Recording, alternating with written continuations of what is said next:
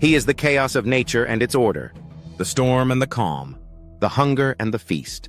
He is a God who walks with mortals, who understands suffering and joy, who brings abundance to those who live in balance with the land.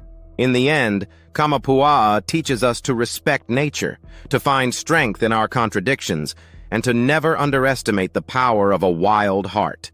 If this story brought the legend to life for you, be sure to like this video, subscribe to Beachside 365, and ring the bell so you never miss another journey into the myths and mysteries of the islands. Aloha.